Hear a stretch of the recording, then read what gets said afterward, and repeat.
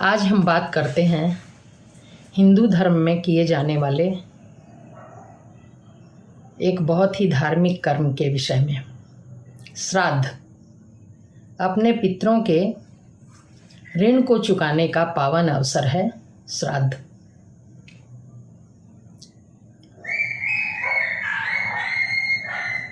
पितरों के प्रति प्रेम को, श्रद्धा को अभिव्यक्त करने का, उन्हें याद करने का, उनके प्रति ऑब्लिगेशन जाहिर करने का पर्व है ये।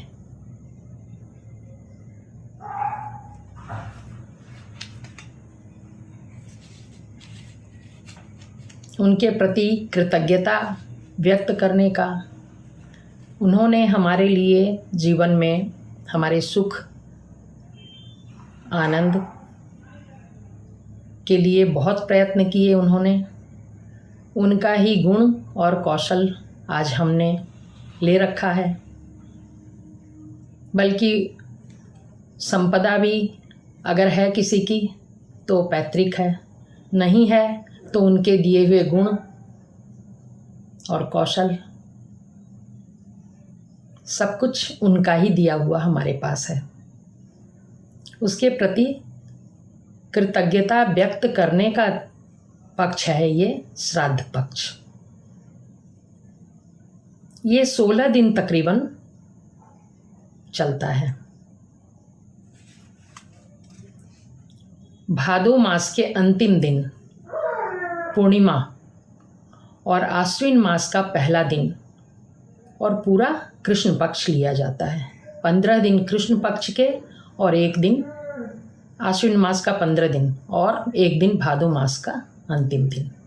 इस तरह से 16 दिन का पक्ष ये समय होता है श्राद्ध का। इस समय सभी हिंदू अपने पितरों का श्राद्ध करते हैं। श्राद्ध में पितरों को जल दिया जाता है। किसी जल स्थान पर खड़े होकर भी आप कर सकते हैं।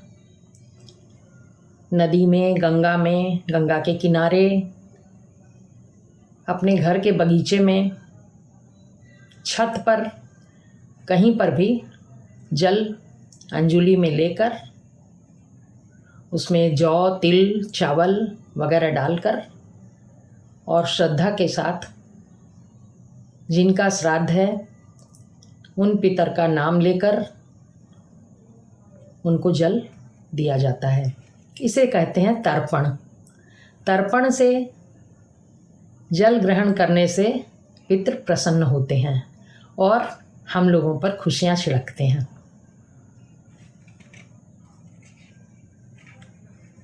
और तर्पण के साथ ही ये तो हुआ तर्पण, इसके बाद ब्राह्मण भोजन करवाया जाता है अपने उन पितृ को याद करके, उनका नाम लेकर। इस बार 17 सितंबर से 2 अक्टूबर तक श्राद्ध पक्ष चलेगा। 17 सितंबर भादो का अंतिम दिन है, पूर्णिमा, और 2 अक्टूबर को है पितृविसर्जन। शुरू होंगे श्राद्ध 17 सितंबर से और अंतिम पितृविसर्जन होगा 2 अक्टूबर को।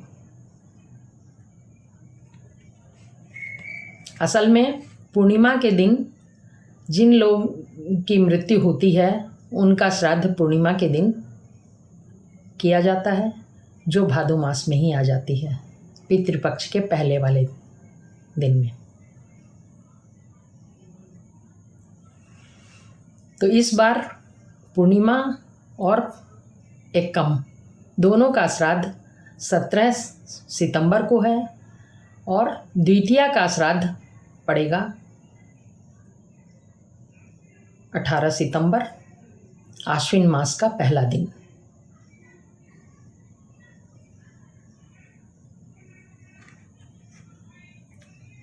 श्राद्ध में क्या होता है? श्राद्ध है असल श्रद्धा का नाम। हमारे जो स्वजन मृत्यु के बाद भगवान के पास चले गए हैं, किन्हीं भी लोकों में हैं, रह रहे हैं, उनके प्रति इस पक्ष में भोजन, वस्त्र और अन्य सामान सब कुछ देकर उनके प्रति श्रद्धा यापन करने का समय है। ये हमारे हिंदू धर्म का विधान है।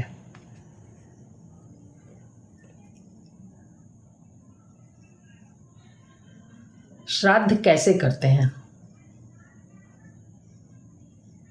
श्राद्ध में बहुत सारे विधान हैं। एक मोटा मोटी है कि श्राद्धकर्ता सुबह स्नानित होकर तर्पण करते हैं। इसके बाद घर में बहुत अच्छा भोजन बनता है और ब्राह्मण को आमंत्रित पहले से ही कर दिया जाता है। ब्राह्मण को उस दिन के लिए भोजन के लिए आमंत्रित कर दिया जाता है पहले से ही। और श्राद्धकर्ता की पत्नी खूब प्रेम से भोजन बनाती है अपने पूर्वजों के लिए। ब्राह्मण के आने पर उनका चरण धोया जाता है, उन्हें आसन दिया जाता है। इसके बाद उन्हें जो स्त्री होती है, श्राद्धकर्ता की पत्नी, वो भोजन परोसती है थाल में। और थाल का भोजन श्राद्धकर्ता हाथ में अंजुली में जल लेकर और तिल, चावल वगैरह लेकर भगवान विष्णु को प्रार्थना करता है उनसे कि ये भोजन हमारे अमुक पितर को प्रेषित किया जाए।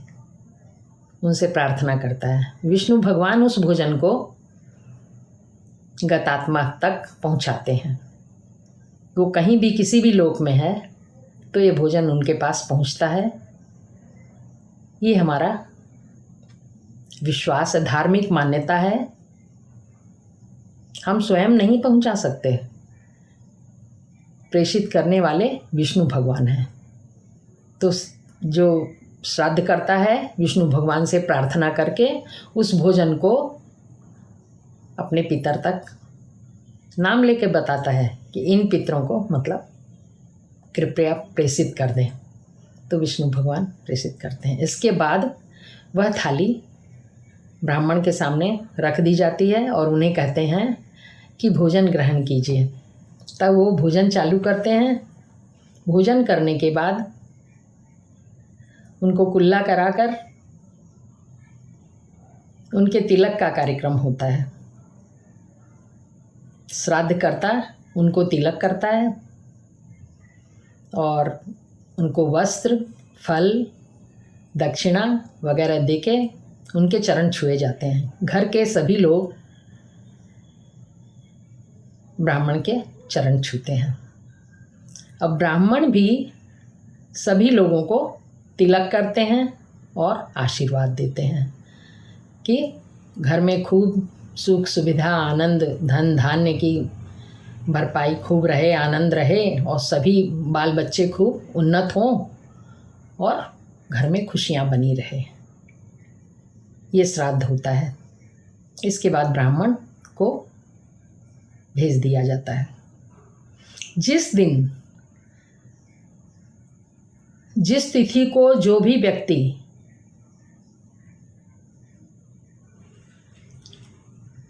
मृत्यु को प्राप्त हुआ है उस तिथि को ही उनका श्राद्ध होता है। कुछ अपवाद भी हैं कि जो लोग दुर्घटना से, हत्या, आत्महत्या, शस्त्र की चोट, जल में डूबकर, सर्प के काटने से जो लोग मर चुके हैं उनका श्राद्ध चतुर्दशी तिथि को होता है।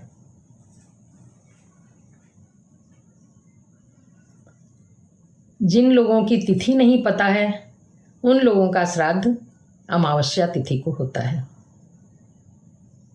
अगर कई लोग एक ही दिन गए हैं तो उन सभी का श्राद्ध उसी तिथि को होता है।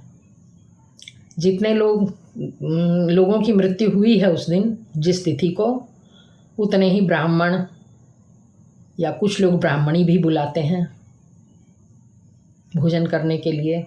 पहले से उनको आमंत्रण दे देते हैं और उतने ही लोगों को, कहीं कहीं एक व्यक्ति के श्राद्ध के दिन 3 ब्राह्मण 5 ब्राह्मण भी भोजन कराए जाते हैं। सब अपनी शक्ति के अनुसार होता है। लेकिन इस कार्य में सबसे बड़ा श्रद्धा का ही विधान है। श्राद्ध किया जाए तो श्रद्धा से, बहुत दिल से, तभी हमारे पितर तृप्त होते हैं, आनंदित होते हैं और हम लोगों से खुश रहते हैं। पितृपूजा देव पूजा से भी पहले करने की है। देवताओं से पहले हमें अपने पितरों को खुश रखना होगा। उनके थ्रू जा आती है हमारी खुशियाँ। अगर हमारे पितर नाराज हैं तो हम तक खुशियाँ नहीं पहुँचेंगी। देवता अगर खुश भी हैं तो हमें कुछ नहीं मिलेगा। बीच में कृपा रुक गई।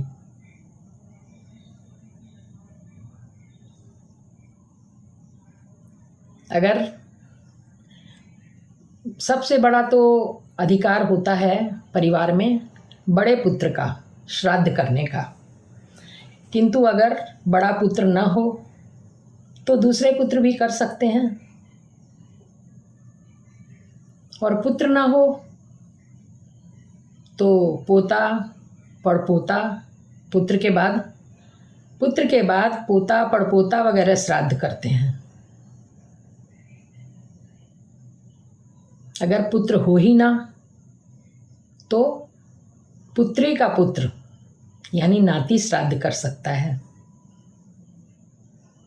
और नाती भी ना हो, सिर्फ पुत्री ही हो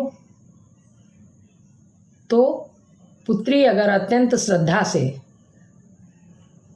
अपने पूर्वजों का श्राद्ध करती है तो वो भी फलित होता है। अगर किसी को पुत्र नहीं है तो भाई का पुत्र, परिवार में किसी और स्वजन का पुत्र, उनका नाम लेकर अगर श्राद्ध करता है तो गतात्मा को वो भोजन, वस्त्र, वो सब कुछ उनको मिलता है।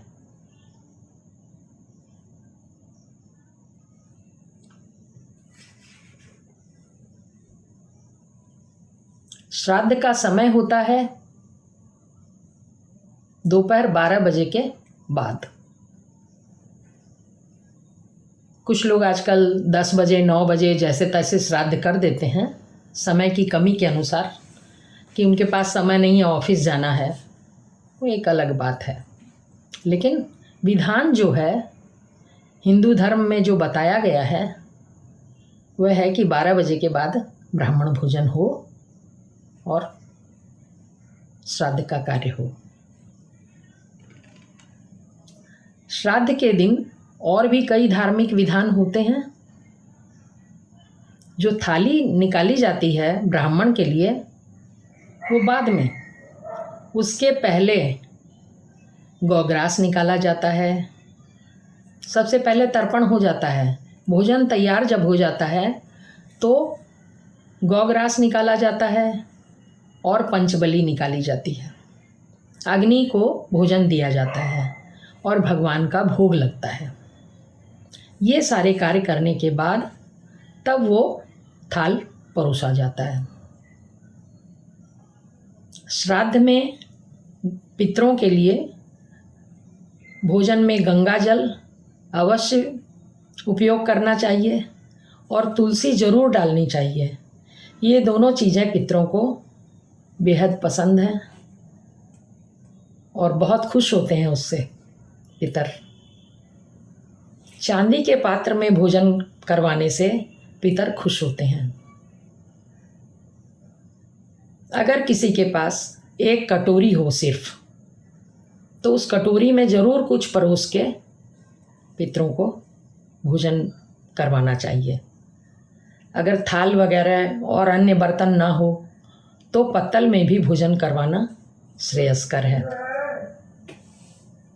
उससे भी पितर खुश रहते हैं।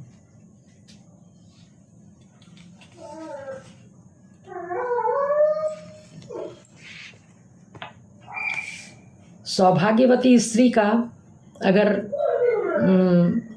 अगर उनकी मृत्यु हो गई हो तो उनका श्राद्ध मातृनवमी को होता है, और जिनका विवाह नहीं हुआ हो उनका श्राद्ध भी मातृनवमी को कर सकते हैं, या फिर उस तिथि को जिस तिथि को उनकी मृत्यु हुई हो।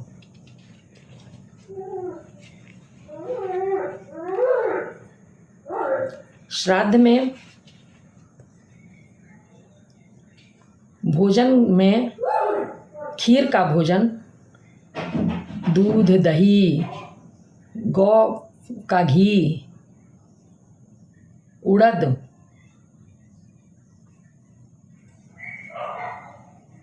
ये सब पितरों को बहुत पसंद है। तो आम तौर पर खीर का भोजन और उड़द का दही बड़ा,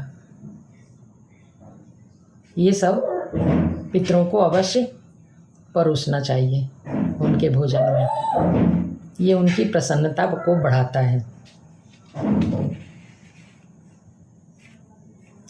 श्राद्ध के दिन कोई तामसिक भोजन तो घर में नहीं ही बनना चाहिए, और भोजन में कुछ चीज़ें निषेध हैं। कुछ सब्जियां, कंद वगैरह जो है, कई चीज़ें जो नहीं उनमें चलती है, टमाटर है, गाजर है, ये सब चीज़ें, मूली, गाजर, टमाटर, ये सब कई जगह नहीं चलती, तो वो उपयोग नहीं करना चाहिए। अगर परिवार में कई बेटे हैं तो प्रश्न है कि क्या अलग अलग श्राद्ध करेंगे? तो इसका उत्तर है कि परिवार अगर सम्मिलित है तो सिर्फ बड़ा बेटा श्राद्ध कर देगा तो सबका काम हो जाएगा।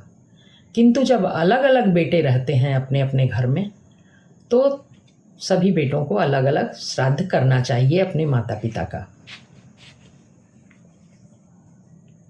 जो भी श्राद्ध होंगे माता पिता के, बहन के, कोई चली गई हैं बुआ के, किसी का भी हो, तो सबको अलग अलग करना पड़ेगा। अगर अलग अलग परिवार है, अलग अलग गृहस्थी है तो।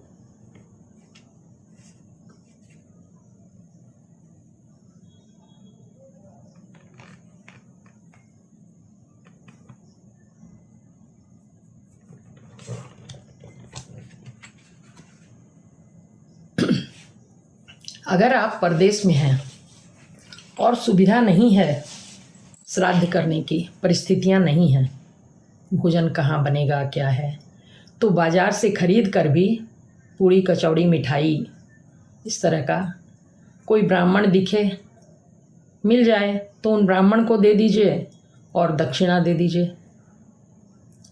और आपको मतलब पितरों का नाम तो लेना ही होगा। जिनका श्राद्ध कर रहे हैं आप, जिनके निमित्त दे रहे हैं, उनका नाम लेकर विष्णु भगवान को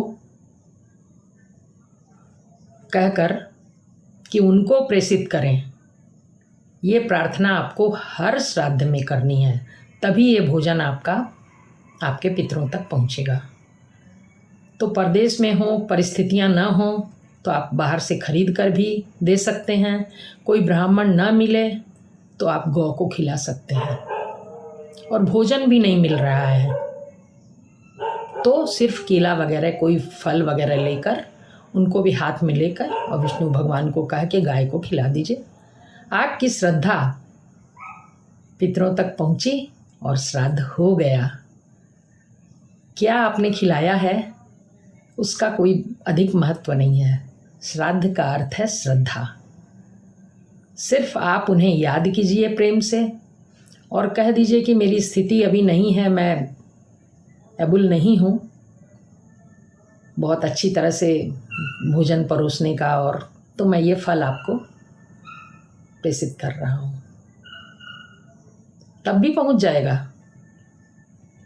क्योंकि आपने श्रद्धावान होकर किया है ये कार्य। प्रश्न उठता है कि आप अपना श्राद्ध कोई कर सकता है? हाँ, कर सकता है, किंतु कब? जब वह वंश का अंतिम व्यक्ति हो, आगे बाल बच्चा नहीं हुआ हो। एक दूसरा, उसे ऐसा प्रतीत होता हो कि उसका श्राद्ध तो कोई करेगा ही नहीं। ये मजबूरियां अगर एकदम सामने हो, सच है, सच हो तो कोई भी अगर करने वाला है तो स्वयं नहीं कर सकता है श्राद्ध। अगर वह वंश का अंतिम व्यक्ति हो और उसे पूरा ही विश्वास हो कि अब कोई नहीं करने वाला है, तो वह अपना श्राद्ध स्वयं कर सकता है। पितरों का मंत्र है ओम पितृगणाय विद्महे जगद्धारिणी धीमहि तन्नो पितरो प्रचोदयात्। ओम। इस मंत्र का भी जाप श्राद्ध के दिन श्राद्धकर्ता को करना चाहिए। घर में पितृदोष है, ये कैसे पता चलेगा? क्योंकि पितृ नाराज जब होते हैं तो घर में खुशियां नहीं आ पाती। देवता खुश हैं आपसे, बहुत पूजा करते हैं भगवान की, देवता खुश हैं, पितरों का आप ध्यान नहीं करते तो खुशियां नहीं आएंगी। बच्चे नालायक पैदा हो सकते हैं, गर्भ में ही बच्चा मर जाता है, कई बार हो के मर जाते हैं बच्चे बचपन में ही, और हो गए तो इतना दुख देने वाले पैदा होते हैं कि वो वैसे जीने नहीं देते। तो ये सब, और धन की हानि, आकस्मिक धन की हानि, आप सोचेंगे भी नहीं कि इस चीज़ पर कैसे खर्च हो जाएगा, लेकिन अचानक से ऐसी चोट लगती है, अचानक से कोई दुर्घटना हो जाती है, कहीं पैसा उड़ जाता है। ये सब क्यों होता है? ये सब हमारे पितृदोष के कारण होता है। नाराज हैं हमसे पितर, इन बातों से हमें यह जान लेना चाहिए। तो अपनी गलतियों को ढूंढकर उसको सही करने की कोशिश करनी चाहिए। पिशाच मोचन कुंड है वाराणसी में। अगर कोई पितर प्रेत बाधा से युक्त हो, जिनकी मुक्ति नहीं हुई हो, जो ऐसे ही इधर उधर डोल रहे हैं, बेचारी आत्माएं परेशान हैं, उनकी मुक्ति के लिए पिशाच मोचन कुंड पर श्राद्ध होता है। वहाँ पर एक पीपल का पेड़ है, उस पर आत्माओं को बिठाया जाता है। ये भी एक धार्मिक कार्य है, पंडित करवाते हैं। ये सारी बातें श्रद्धा के साथ, मान्यता के साथ होती है। आपको दिखाई कुछ नहीं देता है इसमें, लेकिन फलित होता है, फलित निश्चित होता है।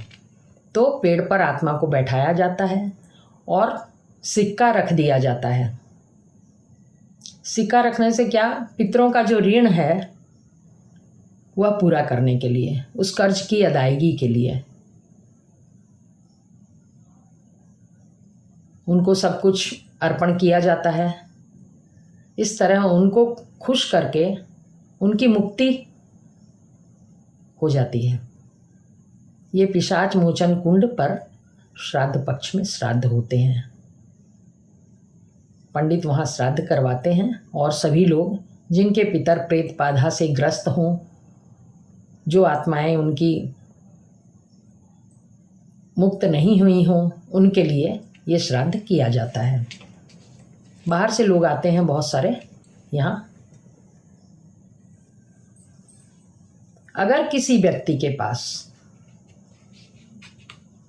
बिल्कुल भी धन ना हो और परिस्थिति भी ऐसी हो कि वो श्राद्ध नहीं कर पा रहा है, तब वो क्या करेगा? इसके लिए भी हमारे हिंदू धर्म में विधान है, किंतु ये स्थिति सच होनी चाहिए। ऐसा नहीं कि उसके पास धन भी हो और वो कर सके, करने की स्थिति में हो।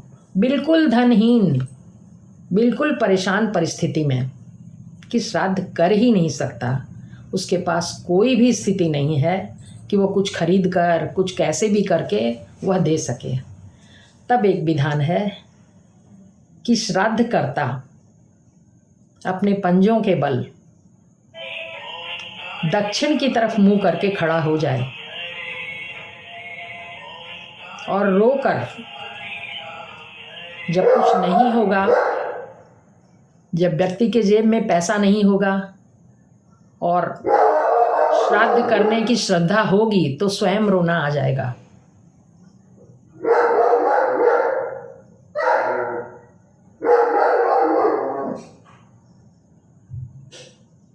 तो कहा गया है कि दक्षिण दिशा की तरफ मुंह करके पंजों के बल वह खड़ा हो जाए और विष्णु भगवान से प्रार्थना करे कि भगवान मैं आसक्त हूँ और श्राद्ध नहीं कर सकता, कृपा करके मेरी श्रद्धा मेरे पितरों तक पहुँचा दे। तो श्राद्ध हो जाता है, ये श्राद्ध भी फलित हो जाता है, यानी श्रद्धा ही श्राद्ध है। अब प्रश्न उठता है कि आप श्राद्ध करते हैं तो क्या होता है? श्राद्ध करने से हमारे पितर प्रसन्न होते हैं, हम पर खुशियां छिड़कते हैं और हमारा परिवार खूब उन्नत होता है। हमारे बाल बच्चे, हमारे घर परिवार में सब लोग खुश रहते हैं, धन धान्य की पूर्ति रहती है, किसी चीज़ की कमी नहीं होती है और आनंद होता है, खुशी होती है, शांति होती है। किंतु श्राद्ध न करने से क्या होता है, इसके विषय में बतलाती हूँ। एक उदाहरण देती हूँ, उससे आपको पता लगेगा कि श्राद्ध न करने का क्या वो है। जैसे छोटे बच्चे रोज़ टिफ़िन लेके जाते हैं स्कूल और अपने साथियों के साथ बैठ के खाते हैं, खुश रहते हैं, आपस में लेना देना करते हैं। यह लोक में तो एक दूसरे को दे के चल जाता है। कभी कभी बच्चा टिफ़िन नहीं ले जाता है तो उसे अपने उस साथियों के झुंड में बैठना अच्छा नहीं लगता, क्योंकि वह नाश्ता नहीं ले गया है। तो अब आप ये समझिए कि जिन लोकों में हमारे पितर बैठे हैं, जहाँ वो हैं, ये बीच का काल है, उनकी मुक्ति के और उनके जाने के बीच का समय है, जिसमें वो अलग अलग लोकों में बैठे हुए हैं और अपने समाज के साथ, जैसे हम हमारे दोस्तों के साथ बैठते हैं, वैसे ही वो भी, उनका भी समाज है वहाँ और लोग वहाँ हैं। तो इस पितृपक्ष में सभी के घर से भोजन आता है, सभी के बाल बच्चे बड़ी श्रद्धा से भोजन, वस्त्र और अन्य वस्तुएं बड़ी खुशियों से अपने पितरों को भेजते हैं, बड़ा ही ऑब्लिगेशन जाहिर करते हैं। किंतु जो श्राद्ध नहीं करता है इधर, उनके पितर क्या कर रहे हैं? वो बैठे हैं, उनका भोजन नहीं आया। वो अपने उस समाज में जो और पितर लोग बैठे हैं, उनके बीच में वो अपमानित होते हैं कि कैसी इनकी औलाद है, कैसे बच्चे हुए इनको जो भोजन भी नहीं भेजते पितृपक्ष में, जल भी नहीं देते, तर्पण भी नहीं करते, वो बहुत खराब महसूस करते हैं, उनको बहुत बुरा लगता है। सबसे बड़ी बात यह है कि इस लोक में तो माता पिता क्षमा कर देते हैं हम लोगों को, हमारी गलतियों को, क्योंकि वो मोह से बंधे हुए हैं। और जो गतात्माएं हैं जो ऊपर चली गईं हमें छोड़कर, उनका मोह टूट चुका। अब हमारे कर्मों पर ही वो खुश होते हैं और नाराज भी होते हैं। तो उन्हें बहुत क्रोध आता है, वो अपमानित महसूस करते हैं और तब वो क्रोध में अतृप्त रहते हैं। भोजन भी नहीं मिला, वर्ष में एक बार जो ये लीगल भोजन होता है वो भी नहीं दिया इनके पुत्र ने। वो अतृप्त हुए, नाराज हुए, क्रुद्ध होकर फिर वो हम पर कष्टों का पहाड़ छोड़ते हैं, क्योंकि वो मोहित नहीं है हमसे। अब उनका मोह टूट चुका। तब यहाँ हमारे पास तरह तरह की विपदाएं, तरह तरह की आफतें आती हैं परिवार पर। धन नष्ट होता है, बाल बच्चे दुखी होते हैं, बाल बच्चे बर्बाद होते हैं, कभी पत्नी बीमार पड़ती है, कभी पति बीमार पड़ता है, कभी किस रास्ते धन निकल जाता है, तरह तरह की विपदाएं आती हैं। तो हमें यह जो श्राद्ध जो है बहुत दिलो जान से, प्रेम से और बहुत ऑब्लिगेशन के साथ और श्रद्धा के साथ श्राद्ध करना चाहिए, जिससे हमारे पितर प्रसन्न हों, खुशी हों और हम पर खुशियाँ छोड़ें ऊपर से। और मैंने इसके पहले बताया कि देवता जो है अगर खुश हैं और पितर नाराज हैं तो नहीं मिलेगी खुशियाँ आपको। अपने पितरों को अवश्य खुश कीजिए।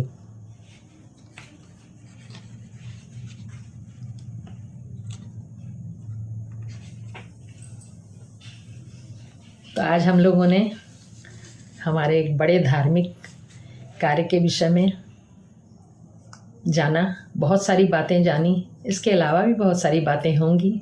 मैंने कोशिश की कि कह सकूं काफ़ी कुछ।